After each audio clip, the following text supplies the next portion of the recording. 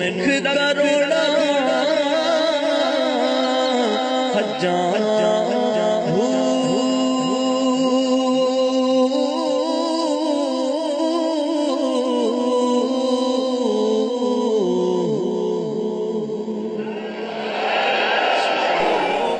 مرشد دا دیدار ہے بابو مینوں لکھ کروڑا حجاں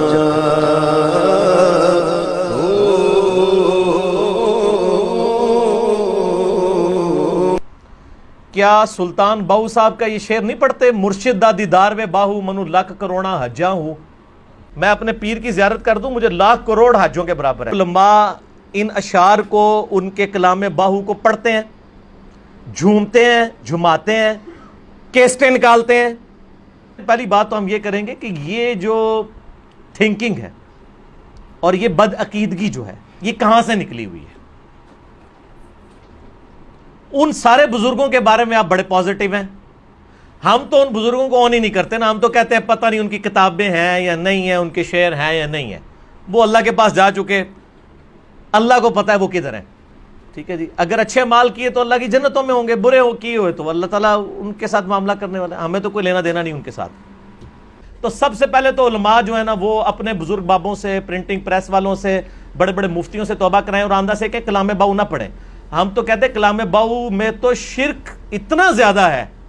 وہ تو کہتے ہیں سن فریاد پیراں دیا پیرا میری فریاد سنی کن دھر کے ہو بیڑا میرا وچ کپڑا دے جتے مچ بھی نہ بیندے ڈرتے. وہ شیخ عبدالقادر جیلانی کہتے ہیں کہ پیروں کے پیر تو میری فریاد کو پہنچ. اور قرآن کیا کہہ رہا ہے؟ ایاک نعبد و ایاک نستعین. تو ان کے جو بزرگوں نے یہ ساری چیزیں لکھی، اگر نہیں لکھی ہیں ان کے بقول نہیں میرے بقول، ان کے بقول تو یہ لکھی ہیں تو یہ کریں دفاع. آپ سیف الملوک اٹھا لیں، بڑے اچھے اشعار ہیں، میں نے کئی بار کوٹ کیے ہیں. یہاں پہ سیف الملوک کے کئی اشعار میں نے کوٹ کیے. ٹھیک ہے. چنگے بندے دی صحبت یارو جویں دکان اتاراں، سودا پاویں مل نہ لئیے ہلے آن ہزاراں. یعنی اچھے بندے کی صحبت اس عطر فروش کی مانند ہے کہ جس سے آپ سودا نہ بھی خریدیں آپ کو خوشبو آئے گی. اور برے بندے دی صحبت یارو جیویں دکان لوہاراں، کپڑے پاویں کنج کنج بئیے چنگا آن ہزاراں.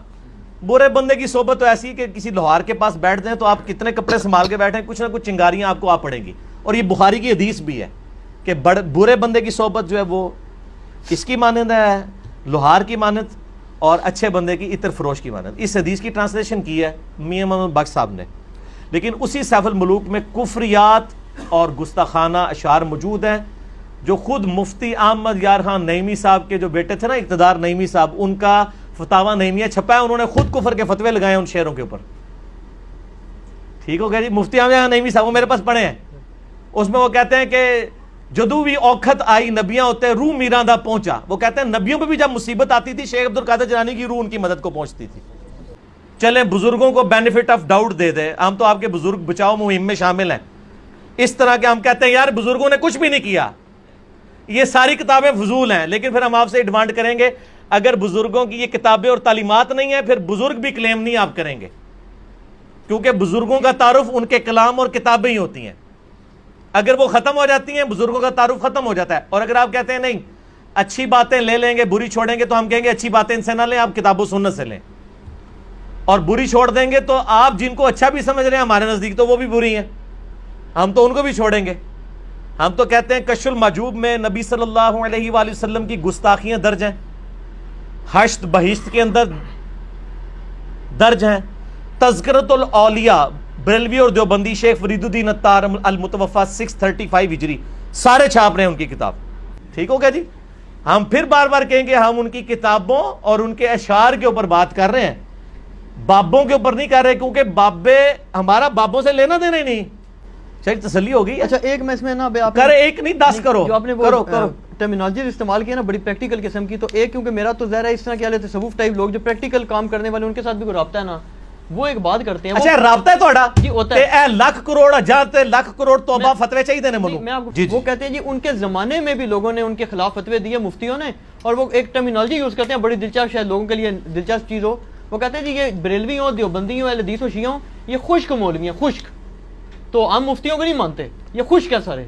اور ان علماء اور اہل تصوف سے صرف یہ پوچھیں کہ پاکستان میں تو فزیکلی ایک حج ہو رہا ہے سیون شریف کے اندر، جہاں پہ زمزم بھی بنایا ہوا ہے، رمی کے لیے شیطان بھی بنائے ہوئے ہیں، اس کے اوپر تو میں نے آج تک کسی علماء کی سٹیٹمنٹ نہیں دیکھی ہے. اہل حدیث چلے بولتے ہیں یہ کروایا جی سیون والا حج، کہیں آپ نے بند کرنا سنا؟ آپ نے وہ دیکھا ہے نا حج؟ پوری ویڈیو بنی ہوئی ہے، زمزم بنایا ہوا ہے، رمی کرتے ہیں، پورا حج سیون کے اندر سندھ کے اندر ہوتا ہے. تو وہ تو کسی کو نہیں نظر آ رہا. تو ٹھیک ہے، ہم تو بڑے خوش ہیں، کم از کم پبلک جاگی ہے، ہم چاہتے ہیں اب یہ جاگتے رہیں.